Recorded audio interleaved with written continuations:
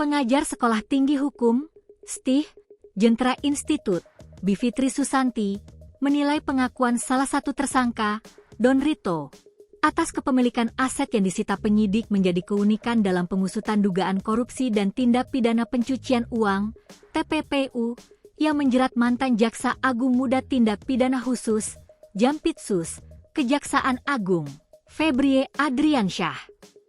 Menurut Bivitri, dalam praktik penanganan perkara pidana, tersangka umumnya berupaya menghindari keterkaitan dengan barang bukti. Sebaliknya, dalam perkara ini justru muncul pengakuan kepemilikan atas aset yang sedang menjadi objek penyidikan. Ada seseorang yang sudah menjadi tersangka juga, Don Rito, yang bahkan sudah mengklaim itu memang punya saya. Biasanya orang menghindar untuk mengatakan hal itu. Jadi artinya mungkin ini yang bisa disebut sebagai drama atau menunjukkan tingkat kerumitan perkara, kata Bivitri dalam program Kompas Petang Kompas TV, dikutip pada Minggu, 26 Juli 2026. Ia berpandangan, situasi tersebut menjadi salah satu indikator bahwa penyidik akan menghadapi tantangan lebih besar dalam membuktikan asal-usul aset sekaligus hubungan antara barang bukti dengan dugaan tindak pidana yang sedang diusut.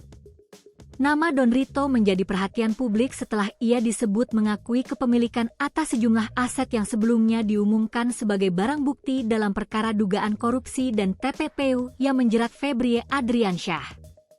Aset yang menjadi sorotan antara lain 74 kg emas, uang tunai dalam berbagai mata uang, serta sejumlah barang berharga lain yang disita penyidik.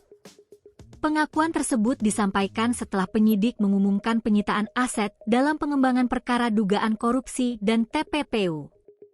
Klaim kepemilikan itu kemudian menjadi salah satu dinamika baru yang menyedot perhatian karena berbeda dengan pola umum dalam perkara pidana, di mana pihak yang berstatus tersangka umumnya membantah atau menjaga jarak dari barang bukti. Bagi Bivitri, kondisi tersebut justru memperlihatkan bahwa perkara ini memiliki karakteristik yang tidak biasa. Bivitri menilai pengakuan Don Rito hanya satu dari sekian banyak faktor yang akan membuat proses penyidikan berlangsung panjang. Ia menyebut perkara yang sedang diusut tidak berdiri sendiri karena diduga berkaitan dengan sejumlah perkara besar lain sehingga berpotensi membuka keterlibatan banyak pihak. Kalau kita mengurai perkara-perkara yang menyertai perkara ini, mulai dari Asabri kemudian PLN dan lain seterusnya, kita akan ketemu banyak sekali aktor lainnya, ujarnya.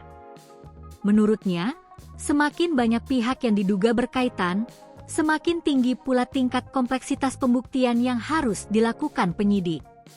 Selain dugaan tindak pidana korupsi, Bivitri menilai penyidik sengaja menggunakan konstruksi tindak pidana pencucian uang, TPPU, agar penelusuran perkara tidak berhenti pada pembuktian kerugian negara.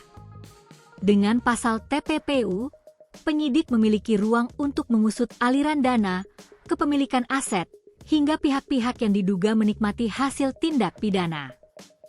Karena itulah saya kira ada sangkaan TPPU sekarang. Kalau hanya masalah kerugian negara itu terlalu sederhana, makanya konstruksinya dibuat lebih mendalam.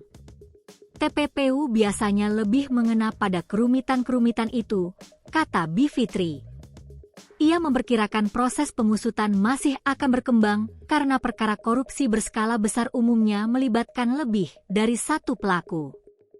Saya kira ini akan semakin panjang karena yang namanya korupsi tentunya tidak Pak Febrie sendiri, tetapi akan ada banyak sekali orang yang terkait, ujarnya.